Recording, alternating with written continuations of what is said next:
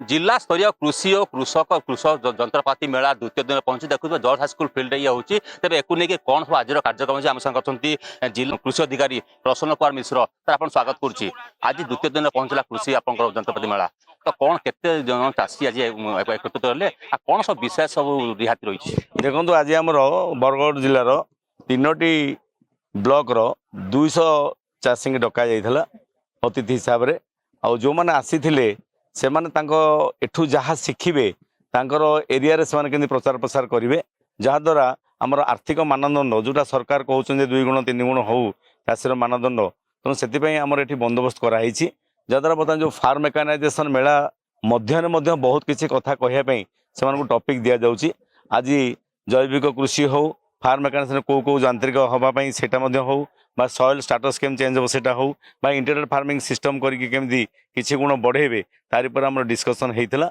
है बर्तमान जो 3 जन को बर्तमान अवार्ड दिखाई से इंटीग्रेटेड फार्मिंग सिस्टम कर मत्स्य चाष कर शिखापी से जिनस को जो दिहला बर्तमान केते रोजगार कर डिक्लेयर कराला ताद्वारा किसी चाषी जो भाई मैंने आसुँच से निश्चिंत किसी परामर्श ने भविष्य में से जिनस को कर्म लगे मोर आशा और विश्वास देखुए जी जिला मुख्य कृषि अधिकारी प्रतिक्रिया तेज आम नहीं सीधा साल आलोचना करवा आम साथ डॉक्टर इप्सिता दास अच्छे जे क्वाट्र आसाम प्रोफेसर मैडम आपण आज भाषणटा अति भल था जो माटी आरंभ कले तेणु चाषी मैंने माने एक लगे शुणुले तो केमी रही आज प्रयास प्रथम तो निज को धन्य मन कर आज कृषि और कृषि जंत्रपाति मेला 2024 रे मते ये सुजोग दि जाइथिला माटी मो विभाग होची माटी मो एग्रीकल्चर कॉलेज रे असिस्टेंट प्रोफेसर अछि बा अध्यापिका अछि सेइथिरे मते कहला जे माटी मु जोटा को माँ भाबे माँ आउ चा जे माँ को जेमती चा दरकार सेमती माटी को गोटे भल खाइबा दरकार तो सेइथिरे आमे केमती भल खाइबा को दे गोटे घर को भल से चलेबा माटी पई ता घर होची भल घर गछ दबा बा भल गछर उत्पादन बढ़ेबा तो सेइथिरे आमे केमती बढ़ेई परिबा केमिति आमे माटीर सुस्तम स्वास्थ्य परिचालना करि परिबा केमती ताको मेंटेन करिकि रखि परिबा आमे निज स्वास्थ्य को भी मेंटेन करू सेमती हमको माटी को भी मेंटेन करिकि रखिया को पड़े तो सेइथि पई आमे चाषी को 2 गुण चाषर उत्पादन क्षमता बा 2 गुणित करिबा पई समन्वित कृषि प्रणाली हो किंबा अन्य किसी व्यवस्था हो जे द्वारा हमर उत्पादन क्षमता बढ़िबो आ माटीर स्वास्थ्य परीक्षा चली पारिबो भल से सेति पई आमे आलोकपात करछु केमिति माहौल अछि आपण सबु स्टॉल अच्छी नुआ नुआ प्रकार जंत्रपाति अच्छी जो गुड़ाक यूज करें फार्मर्स डायरेक्ट चाषी चाष जमी व्यवहार करें आमर आउ जड़े मैडम अच्छा सी भी कहले कौ जिनस कौ चाष जंत्रपाति चाषी जंत्रपाति व्यवहार करके भल उत्पादन पाई परिबे बाकी चाषी भाई भौणी मैंने आसी पाखापाखि 200 जन आसी से बहुत उत्साहित थिले बहुत टाइम रे मु जहाँ देइथिली स्लाइड से फोटो उठाउथिले आमनकर मु खाली भाषण दौनथली आमनकर गोटे लागुला जे मु किछि गोटे इंटरैक्शन करूची किछि कथावार्ता करूची बहुत चाषी बुझुथिले बुझिया चेष्टा भी करथिले ए गोटे खुशी कथा मु जहाँ भी कहली स्लाइड रू मु जानि नथिली आम चाषी भाई माने सेइथिरे से माने आज सफल चाषी भाव में पुरस्कृत होइछन्ति देखुले डॉक्टर इप्सिता दास प्रतिक्रिया से जहाँ कहते चाषी मनोधन रही शुणुले एक नहीं आम आलोचना करें आम साथ जे संघमित्रा विश्वाल अच्छा साइंटिस्ट अच्छा आप चिपलीमार अच्छा मैडम आपको स्वागत करुच्ची आपड़ भी बहुत जिन चाषी को शिखेले जंत्रपाति कहतु सॉइल कहतु तो कौन कह मेसेज कौन दिया चाषी नमस्कार मते आज आपण गहन को डाकिया आपण को बहुत बहुत धन्यवाद चाषी भाई माने बरगढ़ तो जंत्रपाति विषय बहुत किसी जानी आउ किसी आधुनिक जंत्रपाति जोटा कि से व्यवहार करके लेबर खर्चटा कमे पारे केमती से तांकर आयटा भल हम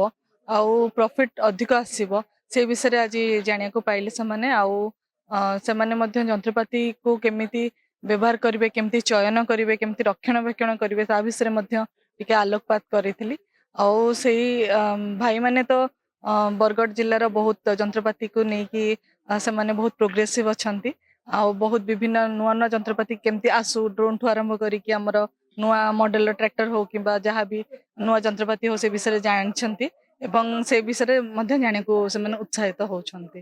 ଦେଖୁଥିଲେ ସଂଘମିତ୍ରା ବିଶ୍ୱାଳଙ୍କ ପ୍ରତିକ୍ରିୟା ଯେ ସାଇଣ୍ଟିଷ୍ଟ ଅଛନ୍ତି ଚିପଲିମାରେ ଏଥିରେ କି ନୂଆ ଯନ୍ତ୍ରପାତି ବ୍ୟବହାର କରନ୍ତୁ ଏବଂ ନୂଆ ଯନ୍ତ୍ରପାତି ବିଷୟରେ ସେ ଦେଲେ। ତେବେ ଆମ ସାଙ୍ଗେ ଅଛନ୍ତି କି ଚାଷୀ ଅଛନ୍ତି ଯେ ସତୀନ ସମ୍ମାନିତ ହେଲେ ଆଜି ତାଙ୍କୁ ଆଲୋଚନା କରିବା। ଆଜ୍ଞା ଆପଣ ନାଁଟା କହିବେ ଆଉ କାହିଁ ଥିଲେ ଆପଣଙ୍କୁ ଆଜି ସମ୍ମାନିତ କରାହେଲା? ମୋ ନାଁ ହେଉଛି ଚନ୍ଦ୍ରମଣି ବିନାଟ ପାଇକମାଲ ବ୍ଲକର। ମୁଁ ମାଛ ଚାଷୀରେ ଆଜି ସମ୍ମାନିତ ହେଇଛି।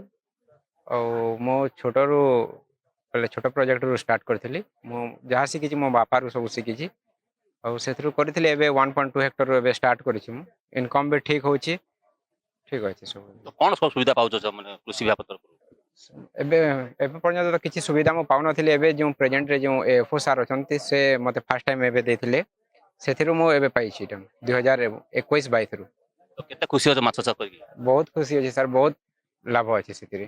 ତ ଦେଖୁଥିଲେ ଆମ ସାଙ୍ଗେ ଅଛନ୍ତି ଆଉ ଜଣେ ଚାଷୀ ଅଛନ୍ତି ଡୋଲାମଣି ଚୌଧୁରୀ ଅଛନ୍ତି, କଥା ହେବା। ଆଜ୍ଞା ଆପଣ ନାଁଟା କହିବେ, କେନ୍ ଆସିଥିଲେ ଆଉ କେନ୍ ଥିଲେ ଆପଣ ସମ୍ମାନିତ ହେଲା ଆଜି? ଡୋଲାମଣି ଚୌଧୁରୀ, ସରଗୁଲ, ଝାରବନ୍ଦ ବ୍ଲକ। ମୁଁ ବ୍ଲାକ୍ ରାଇସ୍ ଧାନ ଚାଷ କରେ ଆଜ୍ଞା। ଚାରି ଚାଷ କରିଥିଲି ଏ ବର୍ଷ। ମାନେ 70 ଧାନ ବାହାରିଥିଲା 70 କୁଇଣ୍ଟାଲ।